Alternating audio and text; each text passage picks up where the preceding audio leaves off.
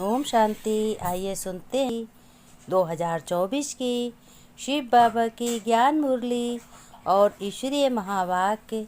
आज परमपिता परमात्मा शिव बाबा ने कहा, मेरे मीठे बच्चों, प्यारे बच्चों, यहाँ तो बाप कभी गुस्सा आदि नहीं करते हैं, समझाते हैं। क्या कहा?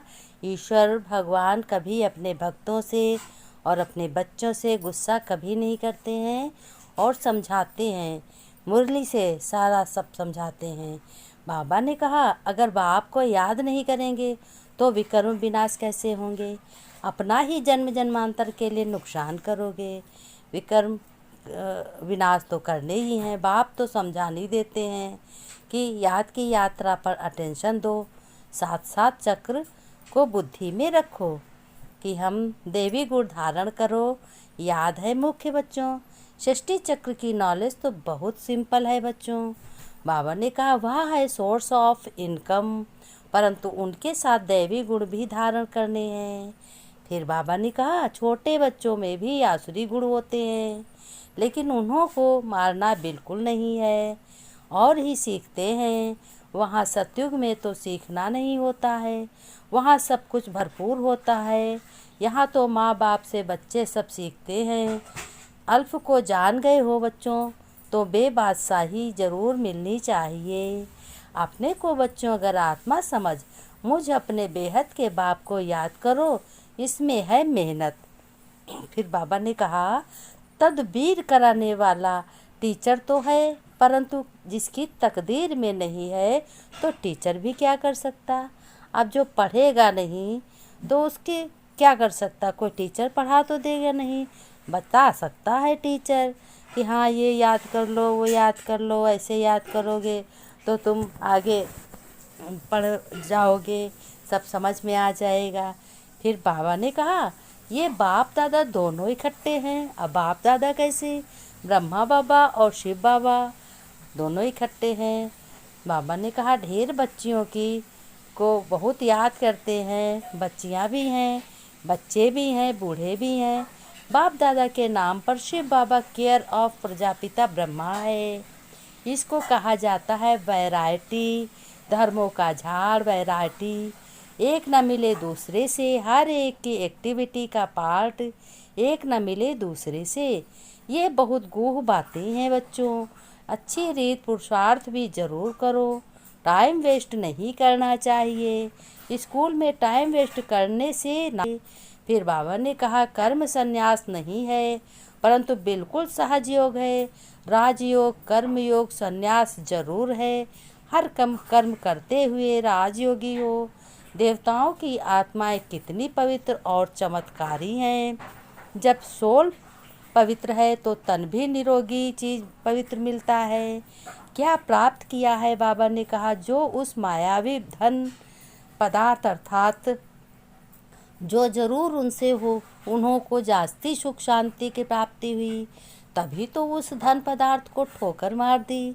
बाप दादा ने कहा, राजा गोपीचंद ने अथवा मीरा ने रानी पने का अर्थात राजाई का, यह है ईश्वरीय अतीन्द्रिय अलौकिक सुख, जिसके आगे दुनियावी पदार्थ तुच्छ है, यानी कुछ भी नहीं है।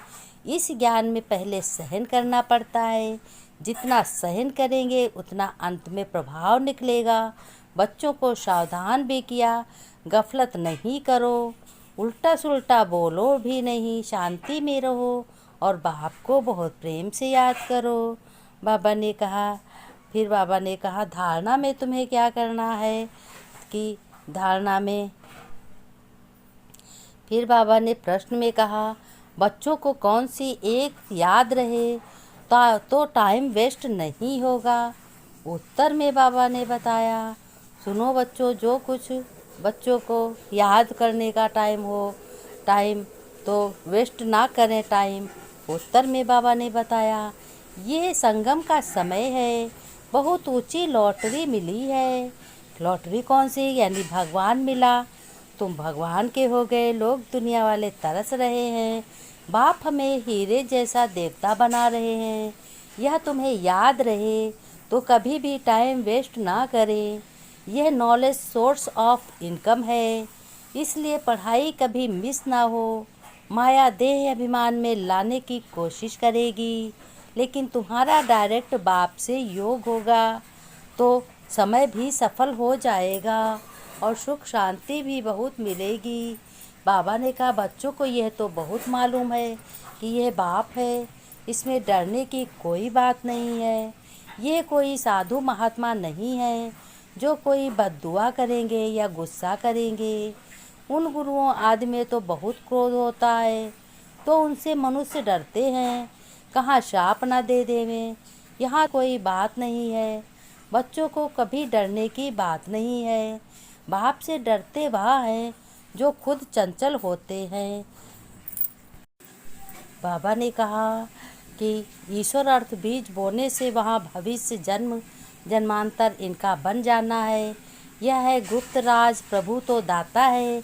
यह देवे सो पावे, एक देवी सो पावे, परंतु इस ज्ञान में पहले सहन करना पड़ता। जितना तुम सहन करेंगे उतना अंत में प्रभाव निकलेगा। इसलिए सभी से लेकर पुरुषार्थ करो। ओम शांति। बाबा ने कहा, अब बच्चों तुम्हें धैर्यवत सब कार्य करने हैं। घर गृहस्थ में रहते हुए ईश्वर को साथ में हर कर्म करो, उसी को राजयोग कहते हैं। जो हर कर्म करते हुए ईश्वर की याद करता है उसे राजयोग कहते हैं। और जो चुप बैठ के याद करते हुए एकांत मन एकांतवास करते हो उसे ध्यान कहते हैं। बाबा ने कहा, ज्ञान तो बहुत श्रेष्ठ है, जब कोई यूज करे और लेवे तो सहज है। बाबा बहुत कुछ समझाते हैं, कहते हैं मेरे प्यारे बच्चों, मीठे बच्चों। फिर बाबा ने नमस्ते किए है। हम रूहानी बच्चों की, रूहानी बाप दादा के याद प्यार नमस्ते नमस्ते। गुड मॉर्निंग बच्चों। बच्चों ने नमस्ते की। हम रूहानी बच्चों की, रूहानी बाप दादा को याद प्यार नमस्ते नमस्ते। गुड मॉर्निंग बाबा, प्यारे बाबा, मीठे बाबा, शिव बाबा, ओम शांति बाबा। बाबा ने एक श्रेष्ठ बात और कही लास्ट में कि बच्चों अपने घर परिवार में किसी से क्रोध नहीं करना, गुस्सा नहीं करना, सबसे प्रेम से